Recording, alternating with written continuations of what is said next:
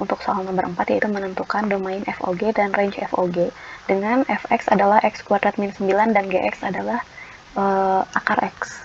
Nah, berarti kita harus menentukan dulu domain dan range dari fungsi masing-masing. Baiklah, untuk fx sama dengan x kuadrat min 9, df-nya adalah bilangan real atau negatif tahingga, koma tahingga. Kemudian range f-nya bagaimana? Nah, range f-nya itu karena dia bentuknya adalah persamaan kuadrat ya, x kuadrat min 9, kita bisa secara langsung menggunakan sifat rf, menggunakan persamaan kuadrat. Jadi kan kita punya, kalau kita lihat ini kan persamaan kuadrat x kuadrat min 9, di mana a-nya adalah 1, b-nya adalah 0, c-nya adalah negatif 9. Nah, untuk menentukan rf, dia itu jika a-nya lebih besar dari 0, maka RF-nya itu akan sama dengan nilai YP max, tahingga. Jadi kita nggak usah menentukan rank melalui tabel bantu. Atau kalau kalian mau coba dengan tabel bantu juga bisa, tapi ini ada cara cepatnya ya. Jadi range F untuk persamaan kuadrat itu bisa menggunakan sifat A lebih besar dari 0, maka RF-nya adalah YP max, tahingga. Tapi kalau A-nya kurang dari 0, nih, kalau misalkan A-nya kurang dari 0, maka range F-nya akan sama dengan minus tahingga, YP min. Ya, kalau misal kalian ingat dengan persamaannya. Nah, kemudian kita gunakan sifat tersebut, maka nanti akan diperoleh angka sebagai berikut.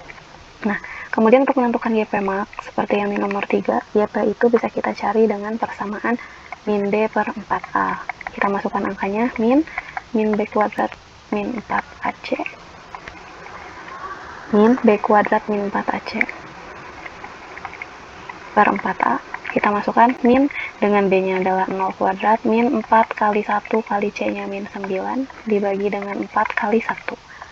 Hasilnya adalah minus 36 dibagi 4, yaitu minus 9. Sehingga kita punya RF-nya adalah YP max, yaitu minus 9, tahingga.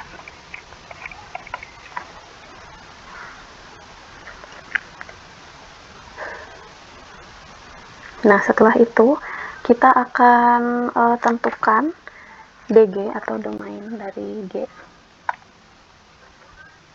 Nah, untuk yang Gx sama dengan akar X, maka untuk domain fungsinya itu dia X, dimana X anggota bilangan real, dimana X lebih besar sama dengan 0. Nah, karena akar X itu kan tidak boleh negatif ya, maka dia akan terdefinisi di X lebih besar sama dengan 0. Sehingga DG, maaf, ini DG ya. DG sama dengan 0, tahingga. Nah, bagaimana dengan range G?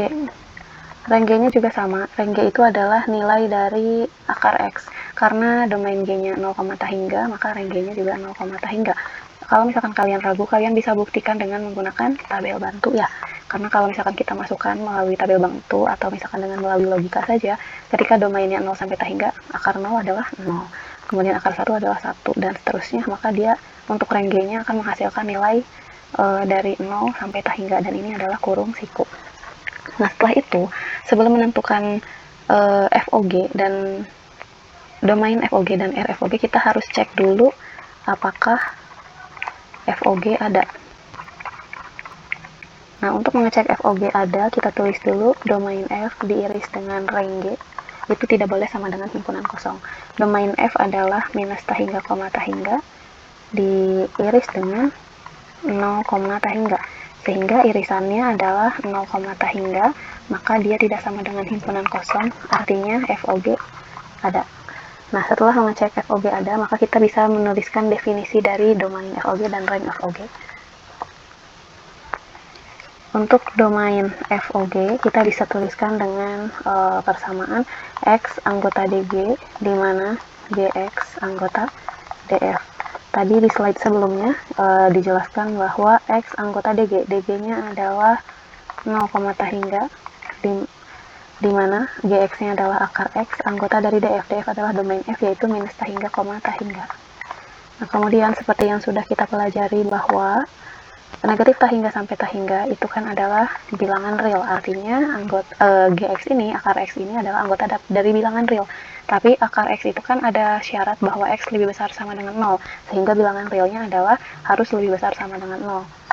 Sehingga bisa kita tuliskan bagian sini menjadi 0, hingga, di mana ini bisa kita tuliskan menjadi akar X lebih besar sama dengan 0.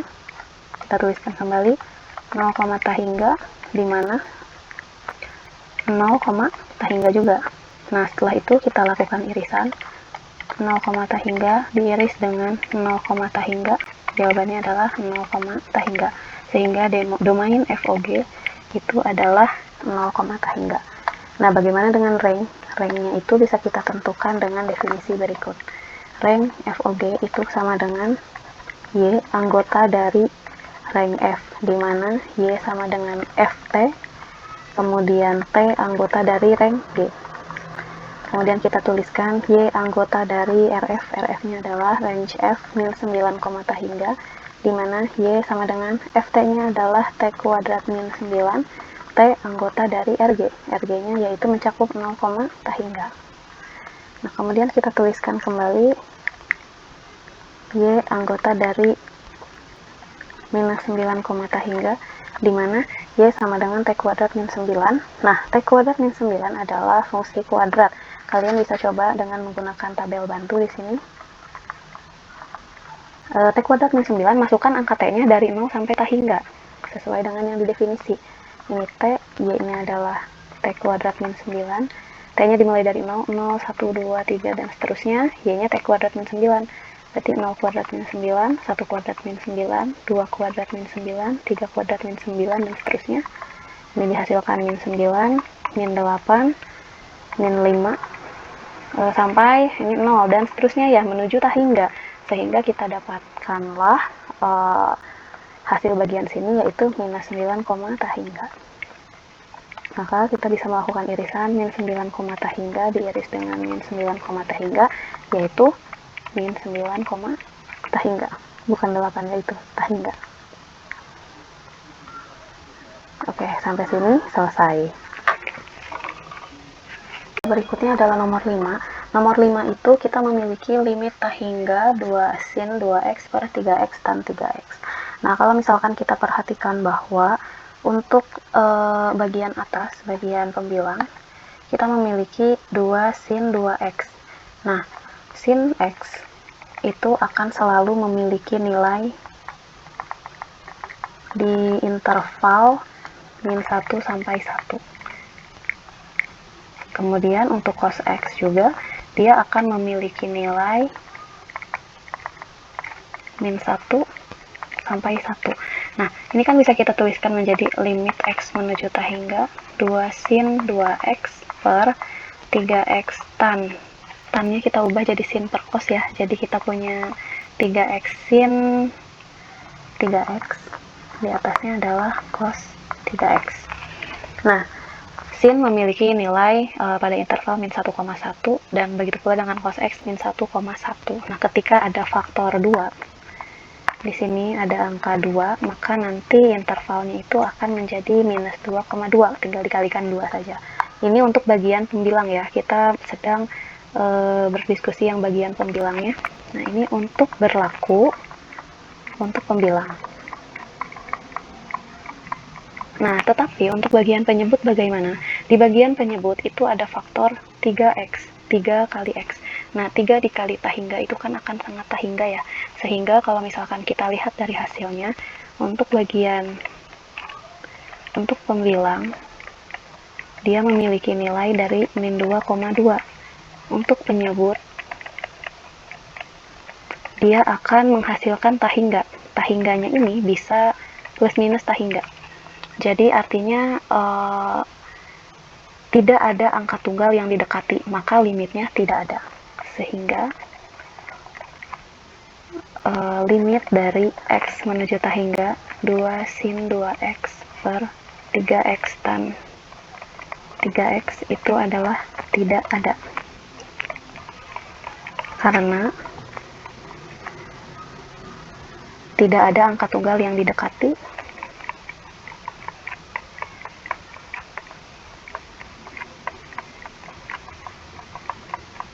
jadi karena tidak ada angka tunggal yang didekati, limitnya juga tidak ada.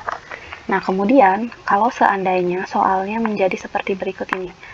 Limit X menuju 0, 2 sin 2X per 3X tan 3X, maka apakah yang akan terjadi? Nah, jika kita memiliki persoalan seperti itu, X-nya menuju 0, maka kita bisa selesaikan dengan cara sebagai berikut. Nah, limit X menuju 0, 2 sin 2X dikalikan dengan 2x per 2x untuk bagian pembilang, untuk bagian penyebut 3x tan 3x dikali dengan 3x per 3x.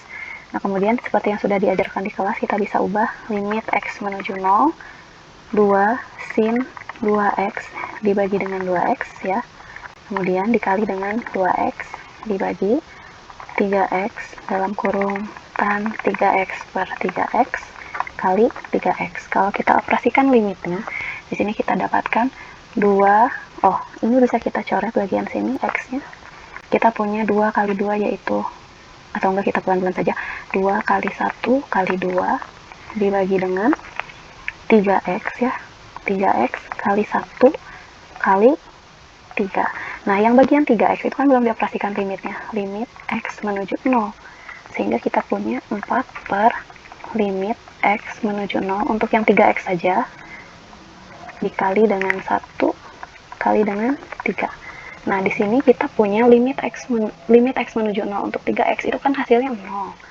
4 per 0 kali 1 kali 3. Maka hasilnya tidak terdefinisi. Oleh karena itu, untuk soal yang ini, jika kalian menemukan limit x menuju 0, 2 sin 2x per 3x tan 3x, itu tidak terdefinisi karena ada faktor limit x menuju 0 di 3x, sehingga nilai limitnya tidak ada. Nah, untuk soal terakhir, untuk soal nomor 6, ini adalah menentukan turunan dari x kuadrat plus 3x dikali dengan 4 min x pangkat 3. Nah, ini sebenarnya mudah ya, kita tinggal menggunakan UV. Mari kita kerjakan terlebih dahulu.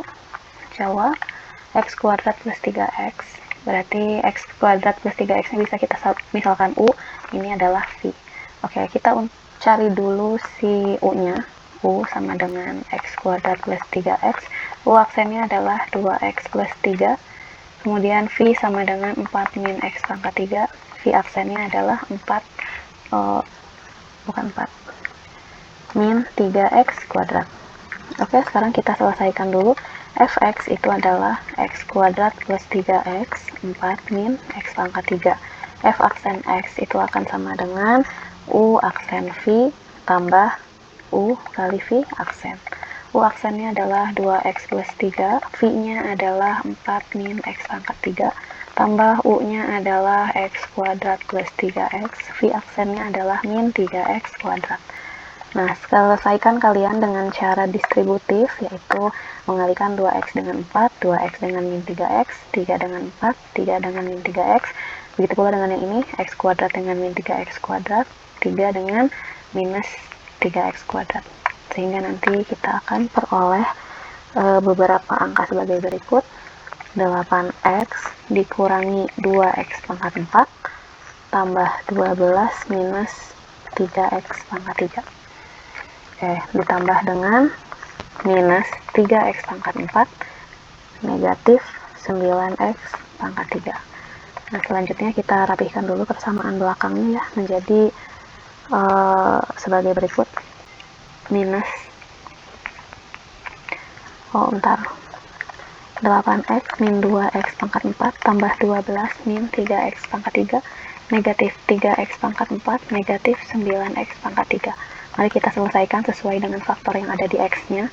Min 2x pangkat 4 dengan min 3x pangkat 4. Ini jadi min 5x pangkat 4. Kemudian min 3x pangkat 3 dengan min 9x pangkat 3. Itu adalah min 12x pangkat 3. 8 plus 8x tambah 12.